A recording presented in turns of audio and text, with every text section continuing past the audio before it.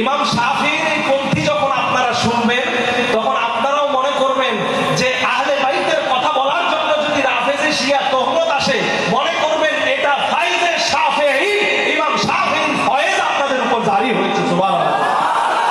দুঃখ করবার কিছু নাই, যদি আহলে বাইতের কথা বলার জন্য যদি রাফেজি শিয়া শুনতে হয়, মনে করবেন ইমাম শাফিঈর ফয়েজ জারি হয়ে গেছে, আলহামদুলিল্লাহ বলে বরণ করে নেবেন। হ্যাঁ ঠিক আছে ভাই, আমি আহলে বাইতের কথা বলে শিয়া হয়ে থাকতে চাই, কথা বলে শিয়া হয়ে থাকতে চাই।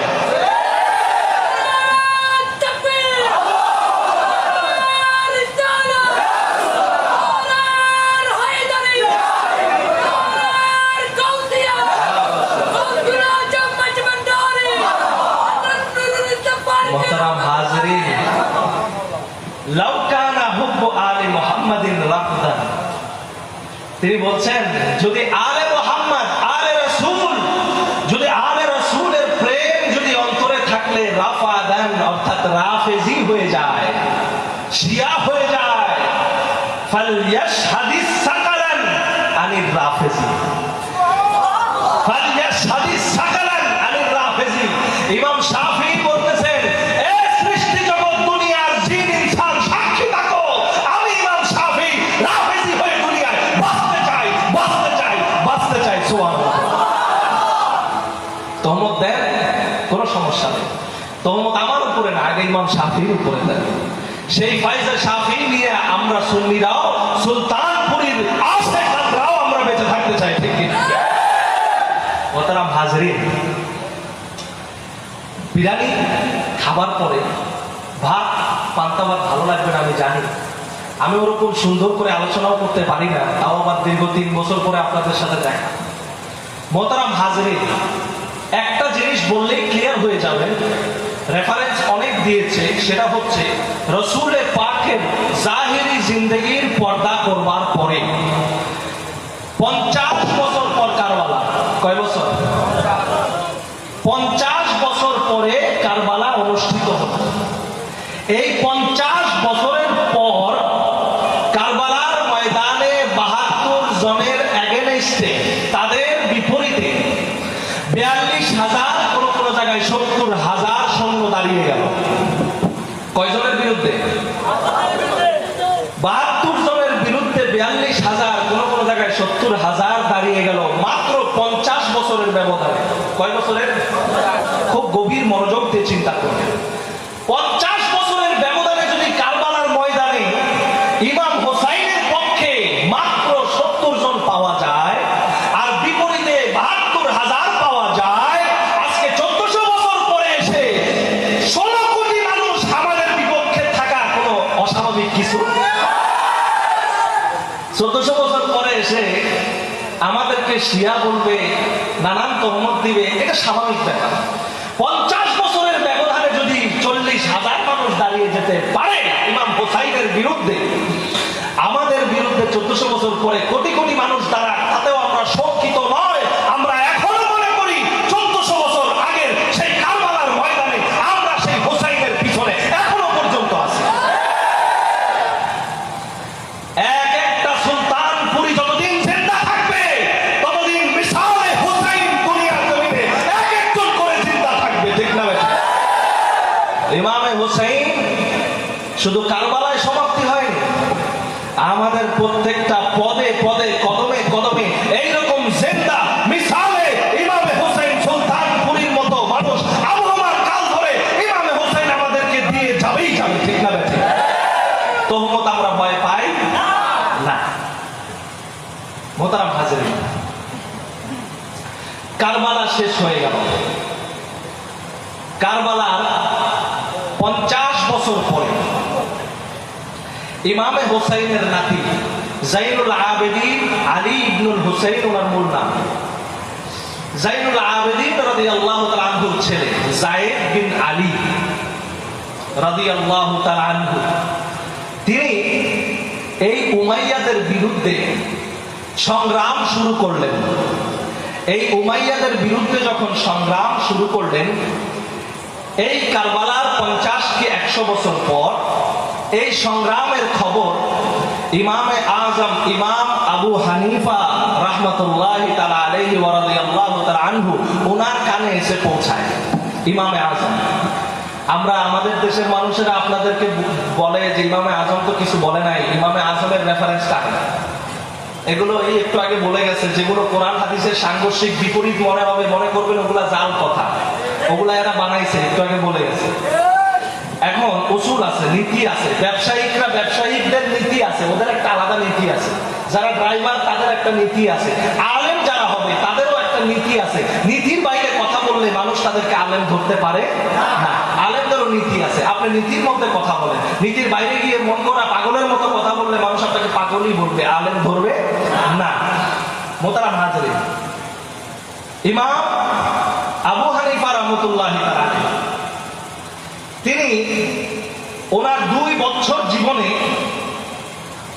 উনি আহলে বাইতের সদস্যের মধ্যে 7 জনের ছাত্রত্ব গ্রহণ করেছেন। কয়জন?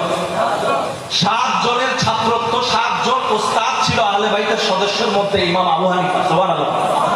ইমামে আবু হানিফা বলছেন, আমি যদি আমার 2 বছর 7 জনের ছাত্রত্ব যদি গ্রহণ না করতে পারতাম, তাহলে আজকে নোমান ইবনে সাবিত আমি আবু হানিফা হয়ে জাতির সামনে দাঁড়াতে পারতাম না, ধ্বংস হয়ে যেতাম। আমার দ্বারা এই নোমান ইবনে সাবিত হওয়ার অন্যতম কারণ এবং রাসূলে পাকের ভবিষ্যৎবাণী হওয়ার অন্যতম কারণ হচ্ছে আহলে বাইতের এই ছাত্রত্ব অর্জন করা। ইমামে আজম আবু হানিফার কানে যখন যায়েদ বিন আলী সেই সংগ্রাম এবং সেই যুদ্ধের কথা, উমাইয়াদের বিরুদ্ধে যুদ্ধের কথা যখন তার কানের মধ্যে যায়, ইমামে আজম ইমাম আবু হানিফা রাহমাতুল্লাহ আলাইহি সেই যুদ্ধের জন্য 10,000 স্বর্ণ মুদ্রা দিরহাম প্যাকেট করে হাদিয়া স্বরূপ যায়েদ বিন আলীর কাছে প্রেরণ করেছেন। যে যায়েদ বিন আলীর কাছে এই লিখে প্রেরণ করেছেন যে উমাইয়াদের বিরুদ্ধে তারা যে ষড়যন্ত্র আহলে বাইতের বিরুদ্ধে করেছে, এর বিরুদ্ধে আপনার জিহাদে শরীক হয়ে আমি আবু হানিফা আপনার জন্য 10,000 স্বর্ণ মুদ্রা প্রেরণ করলাম, আপনি এটা গ্রহণ করবেন। সুবহানাল্লাহ। তাইলে বোঝা গেল আহলে বাইতের দুশমনের বিরুদ্ধে সংগ্রামে শরীক হওয়া এটা ইমাম আবু হানিফার রীতি। কার রীতি? আবু হানিফার রীতি। ইমামে আজম আবু হানিফা রাহমাতুল্লাহ আলাইহি 10,000 স্বর্ণ মুদ্রা যখন পাঠাইলেন, তখন যায়েদ বিন আলীর কাছে যখন গেল, উনি সেটা গ্রহণ করলেন। ওনার দরবারেও কিছু উমাইয়া গোত্রের সেনাবাহিনী সৈন্যরা ছিল, লুকাইয়া ছিল। তারা যখন এটা দেখতে পারলো, তখন তারা রিট জারি করলো, ফতোয়া জারি করে দিল যে আবু হানিফা শিয়া হয়ে গেছে। কি হয়েছে? শিয়া হয়েছে। আপনাদেরকে বলার উদ্দেশ্য হচ্ছে, এটা আবহমান কাল ধরে শিয়া তহমত নতুন কিছু না, এটা আবহমান কাল ধরে প্রত্যেক ইমামের উপরে এই তহমত আসতেছে, আসতেছে, থাকবে, এখনো পর্যন্ত হবে। এটাতে ঘাবড়ানোর কিছু নাই। তহমত আসলেই মনে করবেন সেটা হচ্ছে ফায়েজে ইমামে আবু হানিফা। সুবহানাল্লাহ। ইমাম আজম আবু হানিফা রাহমাতুল্লাহ আলাইহি তার উপরে শিয়ার তহমত হয়ে গেল, গোটা এলাকার মধ্যে জারি হয়ে গেল তিনি শিয়া হয়ে গেছে, তার নামেও শিয়া তহমত হয়ে গেল। উমাইয়ার শাসন প্রশাসকরা তাকে বন্দী করে জেলখানায় নিয়ে গেল ইমামে আজম আবু হানিফা রাহমাতুল্লাহ আলাইহি। এবং তখনকার সময়ে যারা আহলে বাইত প্রেমিক ছিল, আহলে বাইত প্রেমিক যারা ছিল, তাদেরকে ইমামে হাসানের মতো বিষ প্রয়োগে এইরকম শত শত আহলে বাইত প্রেমিকদেরকে শহীদ করে দেওয়া হলো। যখন যায়েদ বিন আলী রাদিয়াল্লাহু তাআলা আনহু তিনি যখন উমাইয়াদেরকে সাময়িক উৎখাত করে যখন তিনি ওফাত নিলেন, পর্দা করলেন, তখন সেই দায়িত্ব আব্বাসীয়দের হাতে গেল। আব্বাসীয়রা যায়েদ বিন আলী তার সেই দেহ মুবারককে সামনে রেখে সেটাকে রাজনৈতিক চক্রান্ত করে তারা আহলে বাইতের প্রেম দেখিয়ে তারাও উমাইয়াদের বিরুদ্ধে লাগলো এবং তারা শেষ পর্যন্ত যায়েদ বিন আলীর সেই দেহ মুবারককে রাজনৈতিক খাতে ব্যবহার করে তারা উমাইয়াদের বিরুদ্ধাচরণ দেখিয়ে তারাও পরবর্তীতে আবার সেই উমাইয়াদের পক্ষপাতিত্ব করতে শুরু করলো। যেই আব্বাসীয় যেই লাউ সেই কদু। এবার আব্বাসীয় উমাইয়াদের চ্যাপ্টার ক্লোজ হলো, আব্বাসীয়দের চ্যাপ্টার শুরু হলো। আব্বাসীয় মুলুকিয়াতের সময় আমরা অনেক সময় খেলাফত বলি, না, এটা খেলাফত না। মিশকাত শরীফে হাদিস আছে যে খেলাফত 30 বছর। কয় বছর? 30 বছর। তারপরে মুলুকিয়াত মানে রাজতন্ত্র, নিজের স্বৈরদস্যু, নিজের মন করা রীতি চালু করা, এটাকে মুলুকিয়াত বলে। এটা কোনো সুন্নতের দর্শন বা সুন্নতের দিক দিশা বা হকের দিক দিশামূলক কোনো প্রচলিত কোনো কিছু নয়। এটা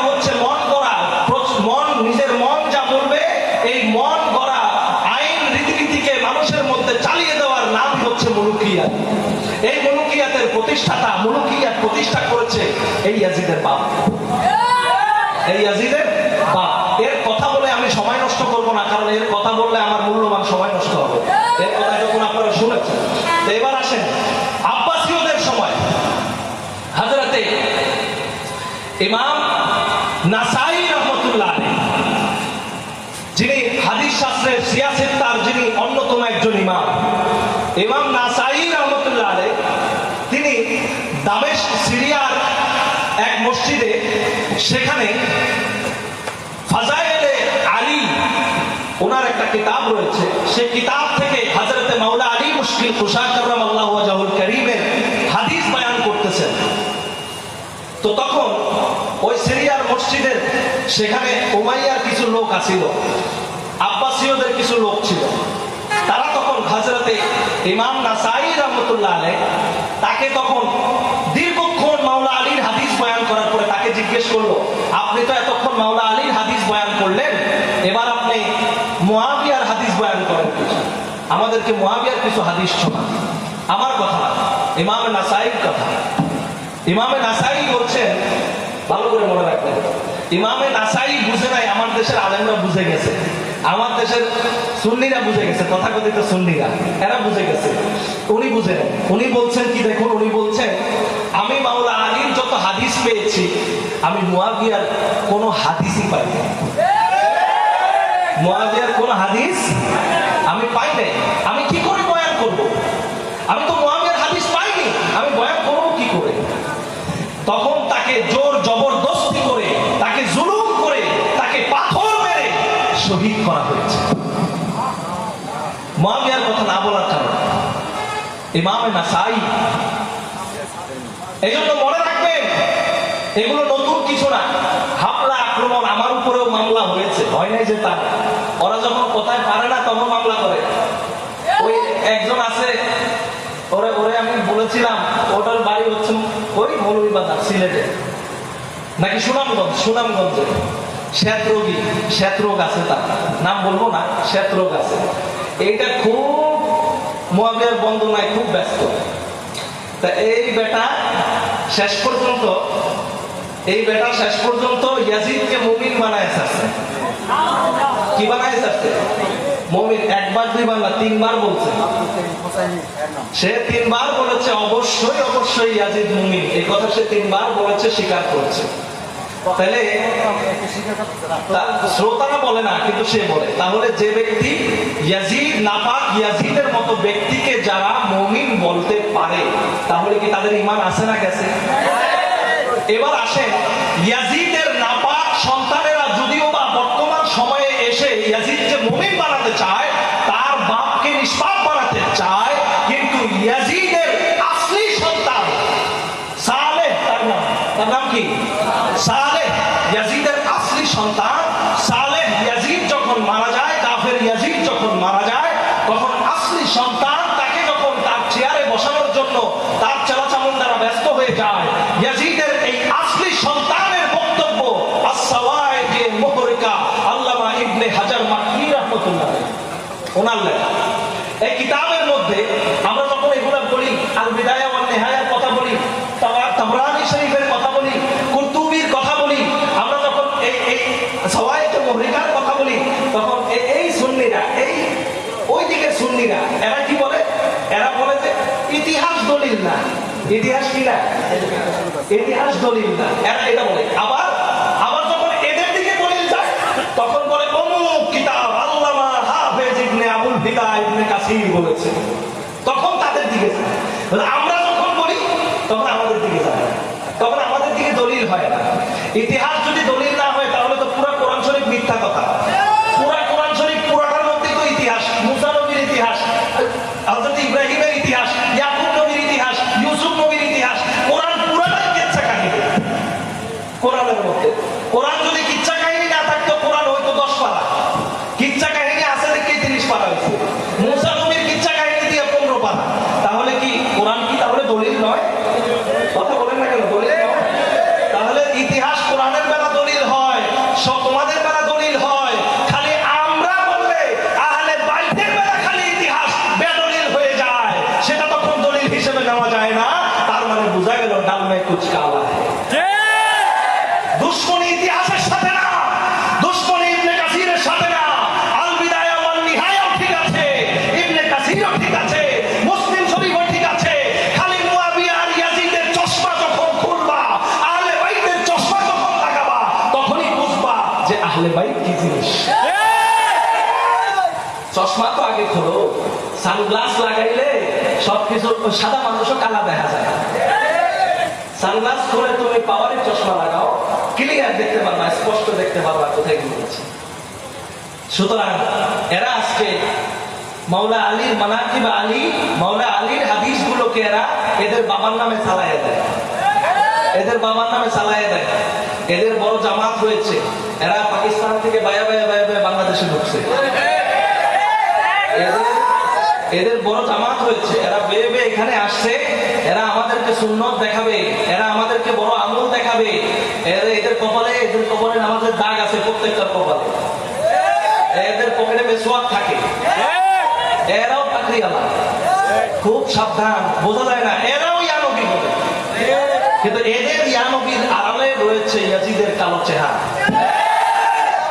সাবধান, ইয়ানবী বললেই যে ইমানদার তা না। খুব সাবধান, ভালো করে বুঝতে হবে। একটু আগে যেমন বক্তা বলেছেন, কায়সার সাহেব বলেছেন, সব বাতিল থেকে মুক্ত থাকতে হবে। ঠিক, খুব ভালো করে খেয়াল করতে হবে। আমি খাজা বাবাকে ভালোবাসলাম, আবার ওদিক দিয়ে পৃথ্বীরাজও ভালো আছিল, এই কথা বললাম, তাহলে কি ইমানদার হবে? কোনোদিনও ইমানদার হবে না, ওটাকে মুনাফিক বলবে। খুব সাবধান। হযরতে সিদ্দিকে আকবরের কাজ কি? রাসূলুল্লাহকে যেমন মুহাব্বত করেছেন, রাসূলুল্লাহর বিরোধী যারা, তাদের বিরুদ্ধে জিহাদ করেছে। এইটার নাম হচ্ছে ঈমান। ফারুক আযম, ওসমান জিন নূরাইন রাদিয়াল্লাহু তাআলা আনহুম ওয়া আরদাহু, তারা তাদের কাজ কি ছিল? একই সাথে রাসূলুল্লাহর মুহাব্বত একদিকে, আর একদিকে গোস্তাখে রাসূলের বিরুদ্ধে জিহাদ।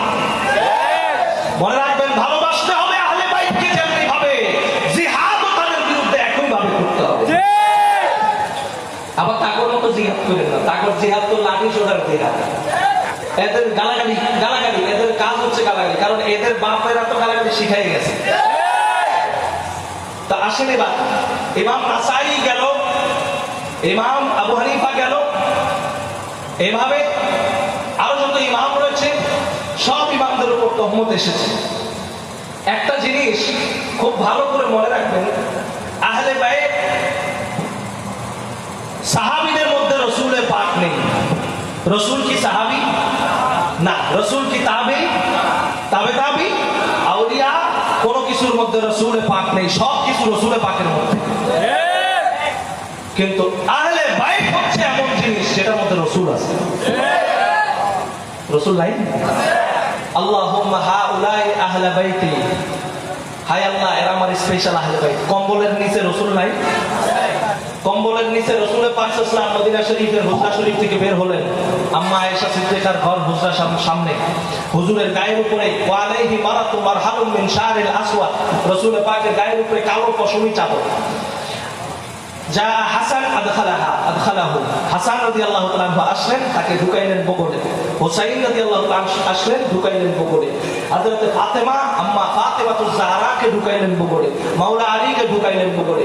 হাত তোলেন, আল্লাহুম্মা হাউলাই আহলে বাইতি খাসাতান মা ইউহিব্বুহু তুহিব্বুহু, আল্লাহ যারা এদেরকে ভালোবাসবে তুমি তাদেরকে ভালোবাসিও। সুবহানাল্লাহ। তাহলে বোঝা গেল আহলে বাইত পাক পাঞ্জাতন এমন চিজ, রাসূলের পাকের সাথে তুলনা দেবার মতো, মিসাল দেবার মতো কোন চিজ আল্লাহ দুনিয়ার জগতে বানায় নাই। কিন্তু আমার নবী বলতেছেন যে আলী, এ হাসান এবং হুসাইন, তোমরা হচ্ছ আমার দেহের অংশ। মিসাল যদি দিতে হয় আমার নবীর সাথে, আনা ওয়া আলীকুম মিন শাজারাতিন শাত্তা, আমি এবং আমার আলী হচ্ছে একই গাছের দুইটা শাখা। সুবহানাল্লাহ। মিসাল যদি রাসূলের পাকের সাথে যায়, পাক পাঞ্জাতনের যায়, আর কোন জায়গায় যায় না। হাদিসে পাকের মধ্যে বলছেন, আলী তোমার স্থান আমার কাছে, মুসা যেমন, হারুন যেমন মুসার কাছে, হারুনের যেমন মুসার কাছে স্থান, হারুনের যেমন মুসার কাছে স্থান, তোমার স্থান আমার কাছে বিমানজিলাতে হারুন, তোমার স্থান আমার কাছে হারুনের, মুসার কাছে হারুনের স্থান যেমন। আমি যখন কোথাও চলে যাই, আলী তোমাকে আমি আমার স্থলাভিষিক্ত রেখে যাই। সুবহানাল্লাহ। আলীকে, মাওলা আলী আলীর মুর্তাদাকে রাসূল পাক স্থলাভিষিক্ত করে যান। শুধু তাই নয়, রাসূল পাক সাল্লাল্লাহু আলাইহি ওয়া আলিহি ওয়াসাল্লাম হাদিসে পাকের মধ্যে বলছেন, ইন্নী তারিকুম ফিকুমুস সাকালাইন, দুইটা ভারী বস্তু রেখে গেলাম। আহাদুহুমা আযামু মিনাল আখার। যায়েদ ইবনে আরকাম রাদিয়াল্লাহু তাআলা আনহু হাদিস, তিনি বলছেন কোরআনের সাথে, কোরআনুল কারীমের সাথে সামঞ্জস্যতা উপমা দেওয়ার মতো দুনিয়ার জমিনে কোন সাহাবী আল্লাহ তাআলা প্রেরণ করে নাই। না হযরত সিদ্দিক আকবর, না ফারুক আযম, না যিন্নুরাইন, কাউকে আল্লাহ প্রেরণ করে নাই। রাসূল পাক সাল্লাল্লাহু আলাইহি ওয়াসাল্লাম বলছেন যে আহাদুহুমা আযামু মিনাল আখার। কোরআনের সাথে সমতুল্য যদি দিতে হয়, কোরআন যেমন বড় তেমনি ভাবে আহলে বাইত বড়। আমার হাসান বড়, আমার আলী বড়, আমার হোসেন বড়, আমার ফাতেমা বড়। কোরআনকে যেমনি ভাবে আঁকড়ে ধরবা, আমার আহলে বাইতকে তেমনি ভাবে আঁকড়ে ধরবা। সুবহানাল্লাহ। আহাদুহুমা আযামু মিনাল আখার। একটা আরেকটার থেকে বড়, একটা আরেকটা থেকে। কোরআনকে যদি, কোরআনের দিকে যদি তাকাও, কোরআন বুঝতে হলে আমার আহলে বাইত, কোরআন বুঝতে হলে কি লাগবে? আহলে বাইতের চশমা দিয়ে কোরআন পড়বা, তাইলে দেখবা কোরআন মজা লাগে। ওয়াকিফুহুম ইন্নাহুম মাসউলুন। আমি খুব শর্ট করে বলছি, আমার এত রাত করে ওয়াজ করার অভ্যাস নাই। ওয়াকিফুহুম ইন্নাহুম মাসউলুন। এই তাফসীর আয়াতে কারিমার তাফসীরে দুররে মানসুর, তাফসীরে কবির ফখরুদ্দিন রাজি, ইমাম জালালউদ্দিন সুয়ুতি, এই তাফসীরগুলো খুলে দেখবেন। কাল হাশরের ময়দানে হাউজে কাউসারের পারে রাসূল পাক সাল্লাল্লাহু আলাইহি ওয়া আলিহি ওয়াসাল্লাম হাউজে কাউসারের পানি পান করাচ্ছেন। হাউজে কাউসারের পানি খাচ্ছেন সাহাবায়ে কেরাম। আল্লাহ তাআলা বলবেন, হাবিব আপনি থামুন, এদেরকে এদেরকে এদেরকে হাউজে কাউসারের পানি দিয়েন না, এদেরকে হাউজে কাউসারের পানি দিয়েন না। আল্লাহ রাসূল বলবে, আল্লাহ এটা কেন? এরা তো আমার সাহাবী, এরা তো আমার সাহাবী, এদেরকে আমি দেখেছি, এরা আমার পিছনে নামাজ পড়ছে। আল্লাহ তাআলা বলবে, না ঠিক আছে, আমার রাসূল তো জানে, আমার রাসূল জানে ওরা মুনাফিক। কিন্তু ওই যে একটু আগে আমার বক্তা বলেছেন, আমার নবী তো রহমতের নবী। কিসের নবী? রহমতের নবী। জবান দিয়ে যদি একবার খালি কয় এটা মুনাফিক, ওটার 5 মিনিট লাগবে মারতে। কয় মিনিট? ওখান থেকে খালি ফারুকে আযম আসবে, তলোয়ার বের করবে, মাথা ফেলে দিবে। এই জন্য দয়ার নবী কোনো কিছু সরাসরি বলতেন না। কেন? কারণ কি? কারণ ওমা আরসালনাকা, সব মুনাফিক যেন সর্দার আব্দুল্লাহ ইবনে উবাই ইবনে সালুল, যেন সর্দার, সর্দার যখন মারা যায়, সর্দারের বেটা সন্তান রাসূলুল্লাহর কাছে আসছে, এসে বলছে, ইয়া রাসূলুল্লাহ আমার বাপ মারা গেছে, আপনি একটু দোয়া করেন, আপনি একটু জানাজায় শরীক হন। আল্লাহর রাসূল রওনা দিছে জানাজা পড়তে। ওই মুনাফিকের যে সর্দার, চাক্ষুষ মুনাফিক, যার কথা আল্লাহ রাসূল বারবার বলেছেন, যার কথা আল্লাহ তাআলা বারবার বলেছেন, যে চিহ্নিত মুনাফিক, তার জানাজা পড়ার জন্য আল্লাহ রাসূল রওনা দিছে। ফারুক আযম জামা টেনে ধরছে, ইয়া রাসূলুল্লাহ আপনি কোথায় যান? আপনি কোন দিকে যান? এর কথা তো আল্লাহ নিষেধ করেছেন। ইস্তাগফির লাহুম আও লা তাস্তাগফির লাহুম, ইন তাস্তাগফির লাহুম ৭০ মাররাতান। আপনি যদি ক্ষমা চান অথবা ক্ষমা না চান, আপনি দোয়া করেন বা না করেন, আপনি যদি ৭০ বার যদি তার জন্য তওবা করেন, ফালাইয়াগফিরুল্লাহু লাহু লাম তাকিদ নুম তাকিদ। আল্লাহ বলছেন, নেভার নেভার নেভার, আমি আল্লাহ কখনো, আপনি রাসূল দোয়া করলেও আমি এই মুনাফিকদেরকে maaf করব। সেখানে চিহ্নিত মুনাফিকের জানাজা পড়ার জন্য যেখানে রাসূল রওনা দিছে, এখানে এগুলা তো খুঁটিনাটি মুনাফিক। এইগুলা কি খুঁটিনাটি মুনাফিক?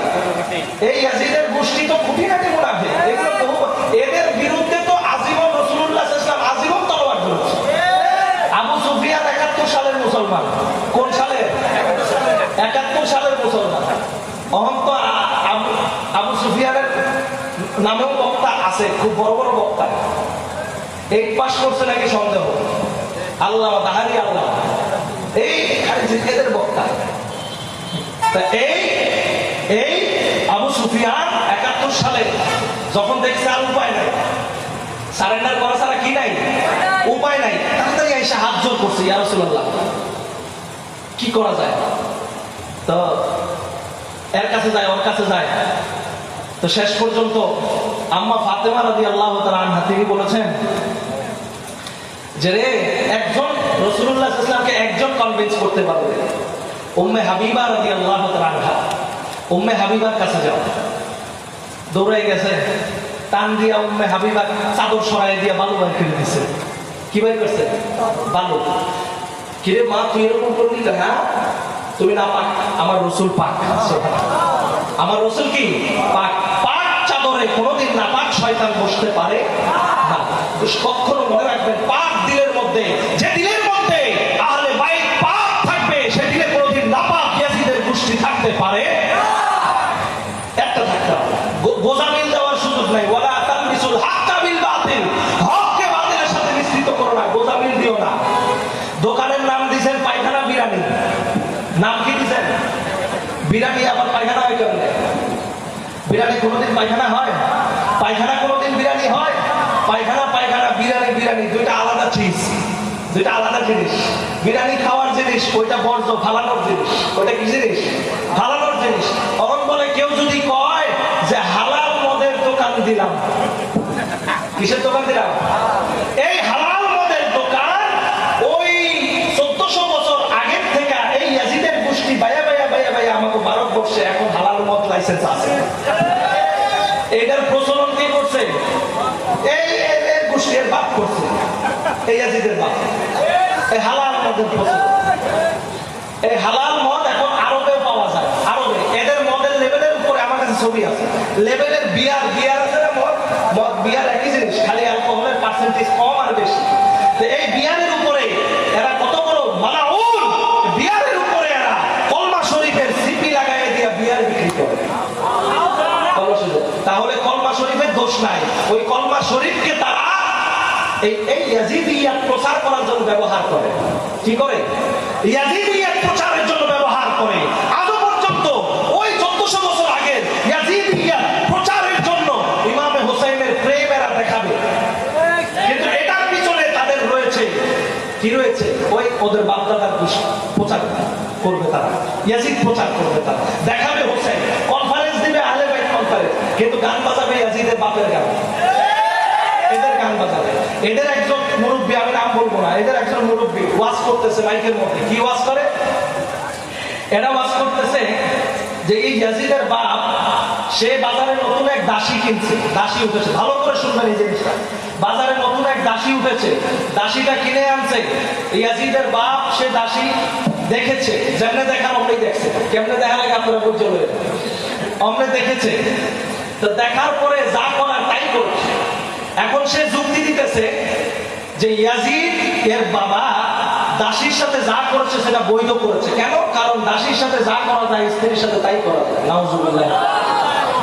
এই সুন্নি এরাও ইয়া নবী পড়ে, এরা দুশমন, মুস্তাকে রাসূল, এরা ইয়া নবী আমাদেরকে দেখায়, কিন্তু এদের ইয়া নবীর পিছনে রয়েছে আহলে বাইতের মুস্তাকি। মালাউন এরা দেখায় ইয়া নবী। আজকে এতদিন পরে হলেও বুঝতে পেরেছি। হোক সবকিছু বিদায় দিয়ে দিবেন, সবকিছু ছেড়ে দিবেন, আহলে বাইত নিয়ে পড়ে থাকতে হবে, সব ছেড়ে দিবেন। আমি আমার পরিবার ছেড়ে দিয়েছি, হোক না হোক পরিবার আমাকে না রাখুক। আমাকে কি আল্লাহ খাওয়াচ্ছে না? চলতেছে না? চলতেছে, না রাখুক আমাকে। এই এদের কথাটা শেষ করি। এদের যে আবার মুরব্বী, যে লোক বয়ান করেছে যে এই ইয়াজিদের বাবা যে কাজ করেছে দাসীর সাথে সেটা বৈধ, সে বৈধ করার জন্য বয়ান করেছে। এটা সে আল বিদায়া ওয়ান নিহায়াত থেকে এই রেফারেন্স দিয়েছে। আমরা যখন আল বিদায়া থেকে রেফারেন্স দিই তখন কি করে?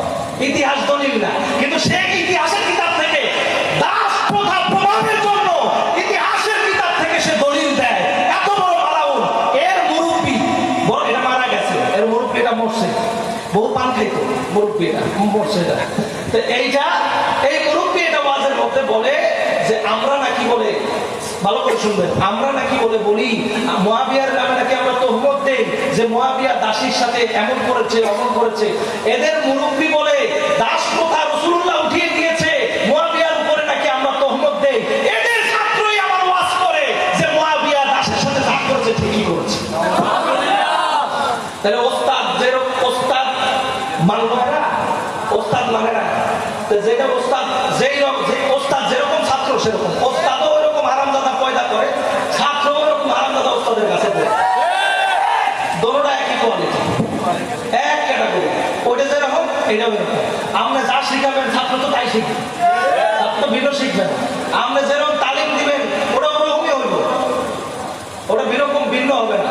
তাই কাজেই খুব ভালো করে মনে রাখবেন। আমি জানি আমার ব্যাপারে কথা আসবে, এগুলো রেকর্ড হচ্ছে, আবার একটু সাইডে দিয়ে না, পরে আবার আমাদের দিব জবাই করে। আল্লাহু আকবার।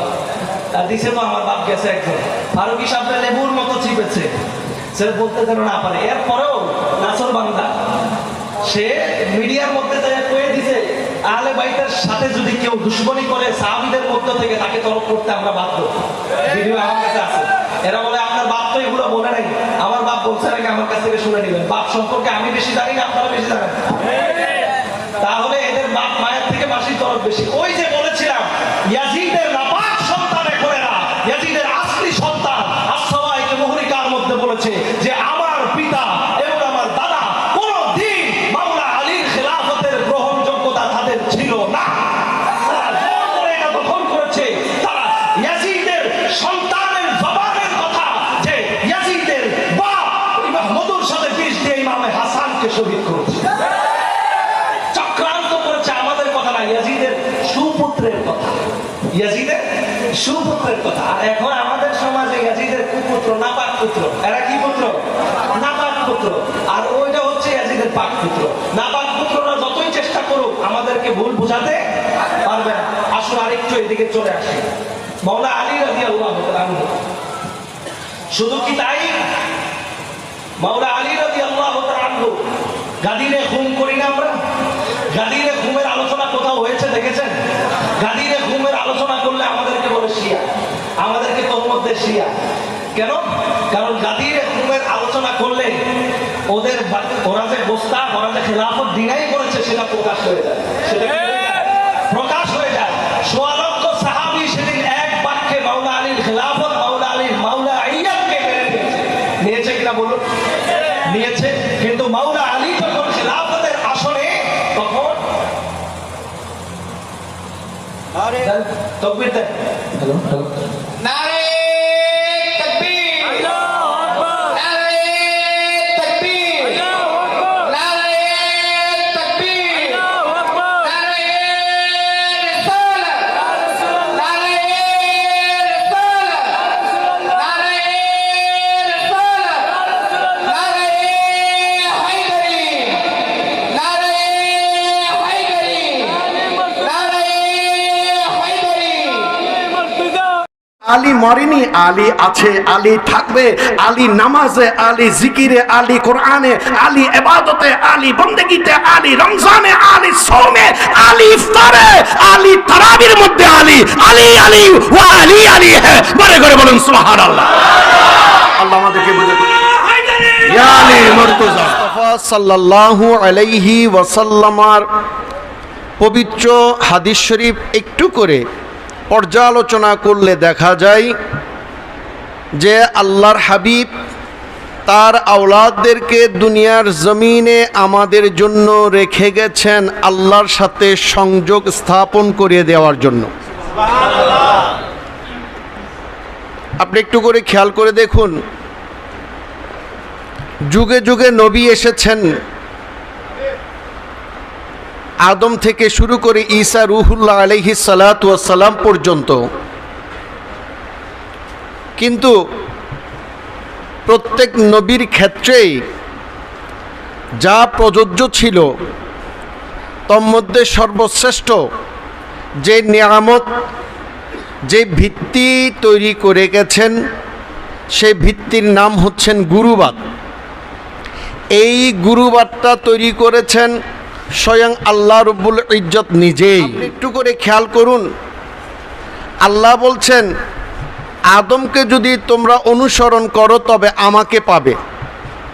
একদম আখিরি নবীর জবানায় এসে আল্লাহ বলছেন, কুল ইন কুনতুম তুহিব্বুনাল্লাহ ফাত্তাবিউনি ইউহিব্বুকুমুল্লাহ ওয়া ইয়াগফির লাকুম যুনুবাকুম ওয়াল্লাহু গফুরুর রহিম। ইয়া রাসূলুল্লাহ সাল্লাল্লাহু আলাইহি ওয়াসাল্লামা, আপনি জানিয়ে দিন যে তোমরা যদি আমার সাথে সংযোগ স্থাপন করতে চাও, আমার সাথে ভালোবাসা করতে চাও, আমার সাথে প্রেম করতে চাও, ফাত্তাবিউনি, আমার নবীকে অনুসরণ করো, আমার নবীকে ভালোবাসো, আমার নবীর জন্য জান কোরবান দিয়ে দাও, আমার নবীর জন্য তুমি ফেদা হয়ে যাও, ইউহিব্বুকুমুল্লাহ, তবে আমি আল্লাহ তোমাকে দেখে ভালোবাসবো। শুধু ভালোবাসবো তাই নয়, ওয়ায়াগফির লাকুম যুনুবাকুম, তোমাদের জিন্দেগীর গুনাহ ক্ষমা করে দেব। এবার আল্লাহর হাবিব বলে যাচ্ছেন যে আমি তোমাদের জন্য দুটি ভারী বস্তু রেখে যাচ্ছি। আলেম ওলামারা এক্ষেত্রে দ্বিতীয় খানাকে হাদিস শরীফ বলেন, কিন্তু মশহুর তারা নিজেরাই স্বীকার করছেন যে একখানা হচ্ছে কিতাবুল্লাহ, আরেকটা না হচ্ছে ইতরাতি, আমার আহলে বাইতে রাসূল। আমার হাবিব বলে যাচ্ছেন যে ব্যক্তি এই দুটি ভারী বস্তুকে মজবুত ভাবে আঁকড়িয়ে ধরবে তারা প্রথমত নাজাত প্রাপ্ত, সুবহানাল্লাহ। দ্বিতীয়ত তারা হাউজে কাউসার না পৌঁছা পর্যন্ত একে অপর থেকে আলিদে হবে না। সম্মানিত হাজিরিন, আল্লাহর হাবিব আরেক হাদিসে বলে যাচ্ছেন যে তোমরা যদি ইমাম হাসনাইনে করিমাইন তথা আহলে বাইতে রাসূল করিম সাল্লাল্লাহু আলাইহি ওয়াসাল্লামকে কষ্ট দাও, পক্ষান্তরে সেটা আমাকে কষ্ট দিলে, তাহলে দেখা যাচ্ছে যে হাসনাইনে করিমাইন অথবা আহলে বাইতে রাসূল করিম সাল্লাল্লাহু আলাইহি ওয়াসাল্লামকে ভালোবাসা, নবীকে ভালোবাসা, এখানেও গুরুবান। এই নবীর স্থলাভিষিক্ত হযরত আলী আলাইহিস সালাতু ওয়াস সালাম, ইমাম হাসান, ইমাম হুসাইন, খাতুনে জান্নাত আলাইহিস সালাতু ওয়াস সালামদেরকে যারা অন্তরের অন্তঃস্থল থেকে ভালোবেসে তাদেরকে অনুসরণ অনুকরণ করে যাবেন এবং করবেন, তারাই মূলত সফল কাম, বাকিরা সব বাতিল। প্রিয় হাজিরিন, আল্লাহ রাব্বুল ইজ্জত সেই গুরুবাদকে স্বীকার করে স্বীকৃতি দিচ্ছেন যে ইয়া রাসূলুল্লাহ কুল, আপনি বলে দিন লা আসআলুকুম আলাইহি আজরান, আমি তোমাদের কাছ থেকে এই রহমত, এই রমজান, এই কোরআন হাদিস ইত্যাদির বিনিময়ে কোনো কিছু চাই না, ইল্লা ইল্লাল মুআদ্দাতা ফিল কুরবা, একমাত্র আমার নবীর আহলে বাইতের ভালোবাসা ব্যতীত। তাইলে দেখা যাচ্ছে যে আহলে বাইতকে ভালোবাসা এটা কোনো নবীর দাবি নয়, এটা কোনো ব্যক্তি বিশেষের দাবি নয়, এটা শিয়াদের দাবি নয়, এটা খুদ লা ইলাহা ইল্লাল্লাহর দাবি। এই আল্লাহর দাবিকে যিনি অস্বীকার করবেন তিনি কখনো আহলে সুন্নাত হইতে পারেন না। আজকে আহলে বাইতের দুশমনের ওরসের জন্য পাইতারা চলছে, আহলে বাইতের দুশমনের জয়গান চলছে। কসমিন কালেও আহলে বাইতের দুশমন যারা তারা কখনো মুসলমান হইতে পারে না, ঠিক না বেঠে? অনেকে বলেন যে আহলে বাইত শুধুমাত্র ইমাম হাসান হুসাইন নিয়ে তোমরা বেশি মহাব্বত দেখাও। কুফায় একজন স্কলার, কুফাবাসীরা বেশি ভালোবাসা দেখিয়ে তাদের সাথে মুনাফিকি করেছে। সত্য বলেছেন ভাই, আপনি মিথ্যা কিছু বলেননি। ওই কুফাবাসী, আপনি ওই কুফাবাসীর রক্ত আপনার মধ্যে বিরাজ করে, তাই আপনি এক জায়গায় সত্য বলে আরেক জায়গায় সেই সত্যকে উল্টিয়ে দিয়ে মিথ্যা বলেছেন। এটা কুফাবাসীদের নীতি, কিন্তু আহলে বাইতের নীতি একটার মধ্যেই নির্ভর, তারা নবীর আওলাদদেরকে জানের চাইতে বেশি ভালোবাসা তারা ঈমানের অঙ্গ করে নিয়েছেন। তোমাদের মতো মুনাফিক নয়।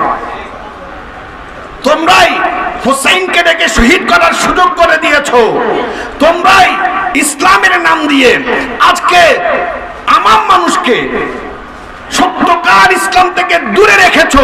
তোমরা তথাকথিত মাওলানা সাহেবরা যারা কোয়ালা কোয়ালা বলে নবীর হাদিস বর্ণনা করো, কোয়ালা আল্লাহ বলে আল্লাহর কোরআনের অপব্যাখ্যা তোমরা করে থাকো, তোমরা সত্য কখনো বলনি। তোমরা বলেছো আহলে বাইত শুধু হাসান হুসাইন আলী ফাতেমা নয়, কিন্তু ভালো করে দেখো উম্মাহাতুল মুমিনিনা আয়েশা সিদ্দিকা রাদিয়াল্লাহু তাআলা আনহার হাদিস।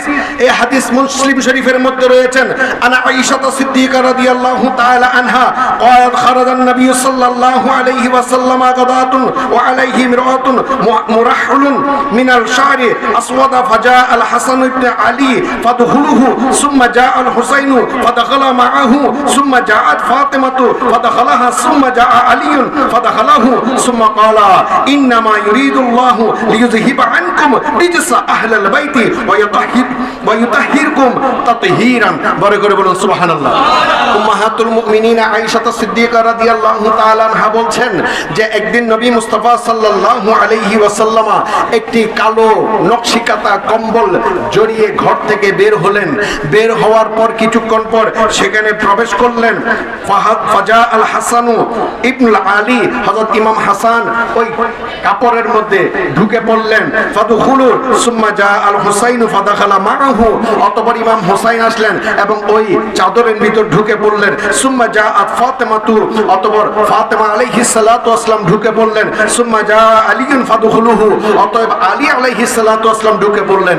চারজনে ঢুকার পর নবী সহ রয়ে গেলেন পাঁচজন। ওই পাঁচজন চাদরের ভিতর যখন ঢুকলেন, সুম্মা, অতঃপর আমার নবী বলছেন ক্বালা, আমার নবী বলছেন ইন্নামা ইউরিদুল্লাহু লিইউযহিবা আনকুম রিজসা আহলিল বাইতি ওয়া ইউতাহিরকুম তাতহীরান। আমার নবী বলছেন হে আল্লাহ, আপনাদের আল্লাহ এই আমার আহলে বাইত, আমার এই চারজন নিয়ামতের সমস্ত অপবিত্রতা থেকে মুক্ত রেখে পবিত্র করে দেন, পবিত্র করার মতো পবিত্র করে রাখবেন। বড় করে বলুন সুবহানাল্লাহ। সেদিন আল্লাহর হাবিব তাদেরকে আহলে বাইত বলে ঘোষণা করেছেন। প্রিয় হাজিরিন, এখানে চতুর্থ পঞ্চমকে ঢোকার কোনো সুযোগ নেই। আজকে আমাদেরকে মাদ্রাসায় পড়ানো হয়েছে, আলেম ওলামারা তারা মাহফিলের মধ্যে বলেন, যারা হাদিসকে বাড়ায়, যারা হাদিসকে কমায়, আমার নবীর শানে কথা বাড়িয়ে বলে, আমার নবীর শানে কথা কমিয়ে বলে, তারা উভয়ে জাহান্নামী। প্রিয় হাজিরিন, দেখা যায় পুরানো হাদিস শরীফ আপনি খুলে দেখুন, অতীতের হাদিস শরীফগুলো খুলে দেখুন, সেখানে আশারাতুন মুবাশশারাতুন সালাতান ওয়া সালামান দাইমাইনি মুতালাজিমাইনি ইয়াউমিদ্দিন, এই 10 জন সাহাবার মধ্যে নবীর দুশমন আহলে বাইতের দুশমনের কোনো নাম ছিল না, কিন্তু সেখানে এখন আবু সুফিয়ানের ছেলের নামও ঢুকিয়ে দেওয়া হয়েছে। এটা কি বাড়াবাড়ি হয়নি? 10 জন সাহাবার মধ্যে কি আমিরে মুয়াবিয়ার নাম আছে? আজকে সেখানে আমিরে মুয়াবিয়ার নাম ঢুকিয়ে দেওয়া হয়েছে।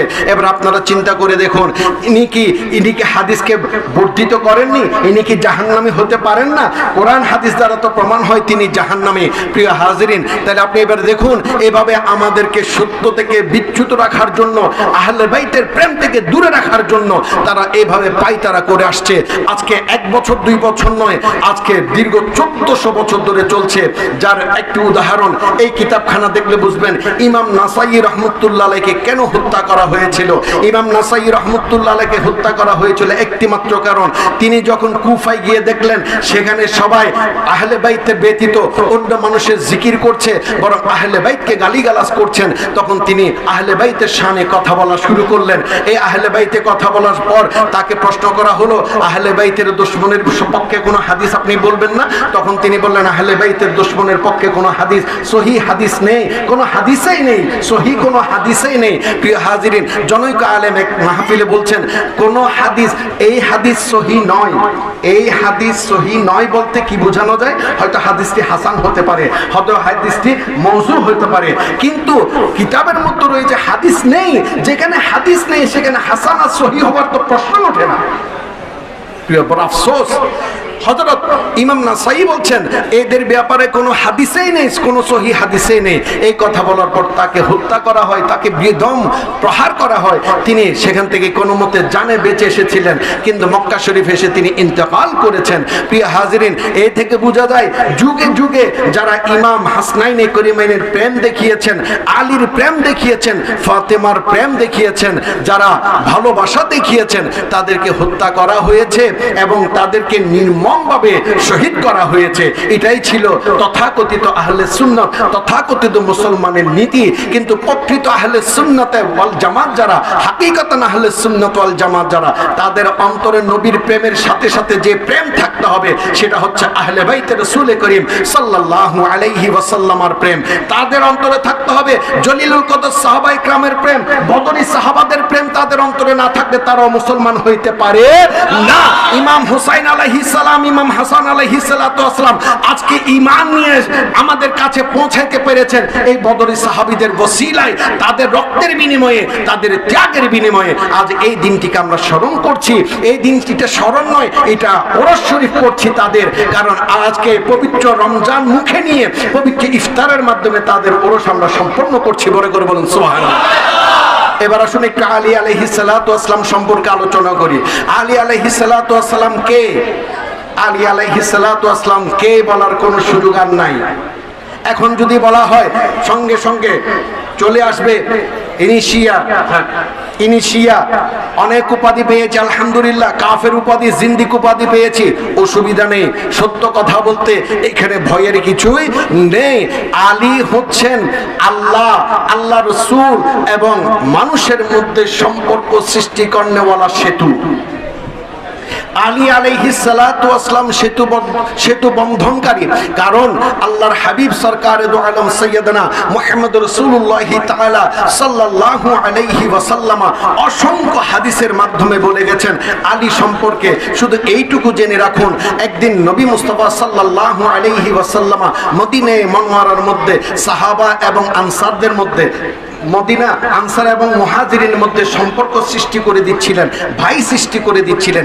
এমন সময় আলী কারামাল্লাহু ওয়াজহু মুখ গোমরা করে বসে আছেন। বললেন, ইয়া রাসূলুল্লাহ, আপনি তো একের সাথে আরেকের জনের ভাই বা সম্পর্ক করে দিলেন, আমার কোনো ভাই, আমার কোনো বন্ধু, আমার কোনো আত্মীয় স্বজন তো আপনি করে দিলেন না। আল্লাহর হাবিব বললেন, না রে ভাই, তুমি চিন্তা করো না, তোমার সাথে আমার বন্ধুত্ব, তুমি আমার ভাই, তুমি আমি এক নূর থেকে সৃষ্টি, তুমিও হলে ওই রকম যেভাবে মূসার জন্য হারুন ছিল, আমার জন্য তুমি আলীও তেমনি। যেভাবে, কিন্তু একটা শুধু বেশ কম, মূসার পর নবী এসেছেন, কিন্তু আমি নবীর পর আর কোনো নবী আসবেন না।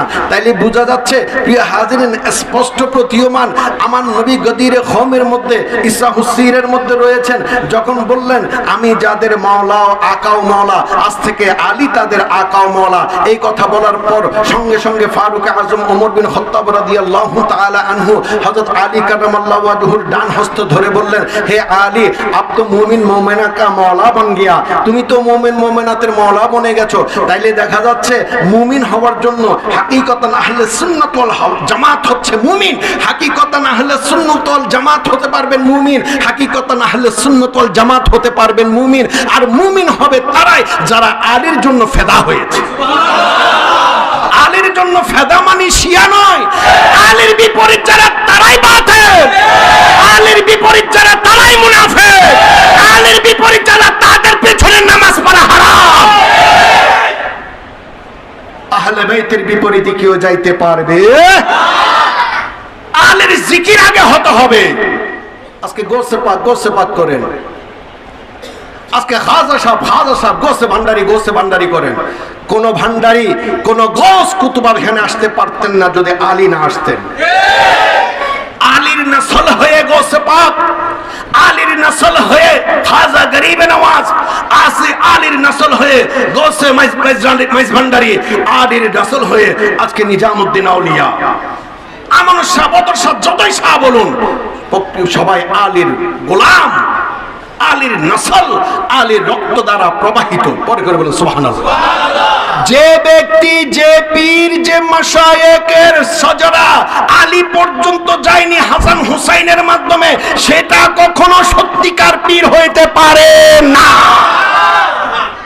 সে কখনো সত্যিকার পীর হইতে, সে ভণ্ড, সে মিথ্যুক, সে প্রতারক। কারণ পীর ওলি হবে একমাত্র আওলাদের রাসূলের নসল থেকে। প্রিয় হাজিরিন, এই আলী আলাইহিস সালাতু ওয়াস সালাম হচ্ছেন সেতু বন্ধনকারীর মজবুত দড়ি। যে সেতু দড়ি দ্বারা বাঁধা থাকে, প্রিয় হাজিরিন, আপনি ইতিহাস খুলে দেখুন, একটু ভালো করে দেখুন যে নবী মুস্তাফা সাল্লাল্লাহু আলাইহি ওয়াসাল্লামা আপনার জন্য আমার জন্য দুনিয়ার জমিনে বেশি কিছু দিয়ে যাননি, একমাত্র নিয়ামত দিয়ে গেছেন আলী আলাইহিস সালাতু ওয়াস সালাম সহ তার আহাল তথা আহলে বাইতকে ভালোবাসা। এই ভালোবাসা অন্তরে পোষণ করতে হবে, মুখে প্রকাশ করতে হবে, তাদের জিকির করতে হবে।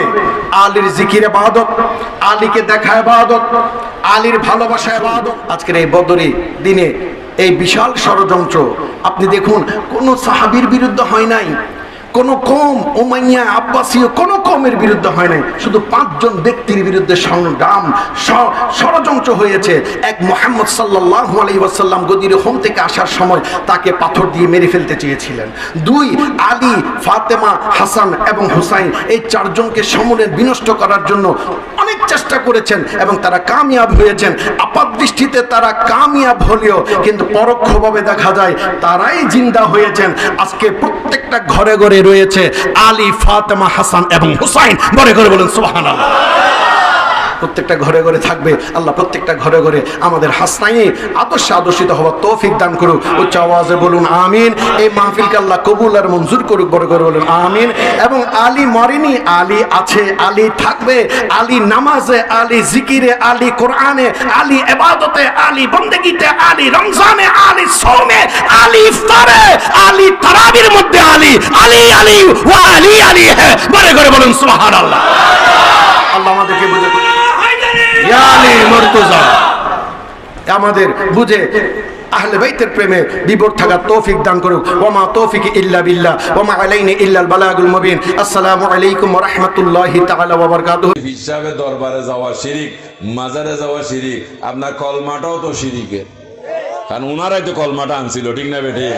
নামাজ তো ওনারা আনছেন, কোরআন ওনারা আনছেন, তো শিরিকটা বাদ দিয়ে আর তা ফ্রেশ চাই আনেন না যাইয়া, ঠিক না বেঠে? যুক্তি যেটা শিরিকের সেটা বাদ দেয়। কেমন? এই কোরআন পড়া যাবে না, এটা আউলিয়ার আনছে, এইভাবে নামাজ পড়া যাবে না। এই জন্য শিরিক থেকে আপনাদেরকে বাঁচার জন্য আল্লাহর ওলিরা এমন বসে, এখন আপনাদেরকে এমনে ধরাই দিচ্ছে। কথা ঠিক না বেটে? এখন কি এমনে না তো লাগিয়ে ইয়ার এনে না হয়তো বাদ দেয়, এরে মার সমাধান শেষ, ঝগড়ার দরকার নাই। তবে ফুট বান্দার পথে এই বেদে তোমার রসুল্লাহ মিল আছে কিনা, ঠিক না বেঠে? নিয়ত করে ফেললাম সেটা বিষয় নয়, তাহারিমা বাদলাম বিষয় না। আল্লাহ কিয়ামত আপনার নামাজ, আপনার রোজা, হজ, যাকাত এগুলো দেখবেন না, কারণ এগুলোর উদ্দেশ্য ছিল আপনাকে মুসলমান হওয়া, ঠিক না বেঠি? তাই মুসলমান হলেন কি হলেন না, আল্লাহ আপনাকে মিলিয়ে দেখবেন রাসূলের সাথে মিল আছে কিনা। আজকে যাদেরকে জান্নাত দিয়েছে তাদের চরিত্র কার মতো হয়েছে? আল্লাহ বলতেছেন এই জন্য যখন তাদের চরিত্র রসুলের মতো হয়ে গেছে, কিয়ামতের ময়দানে বিচার করে যখন জান্নাত দিব, আর পরে দেওয়া দরকার কি? আজকে দিয়ে দি, যা লই যা, কই টিকিট দি ফেলাই আল্লাহ। কেমন দিছেন না? দিছে কয়জনকে? বরাবরই হতা কই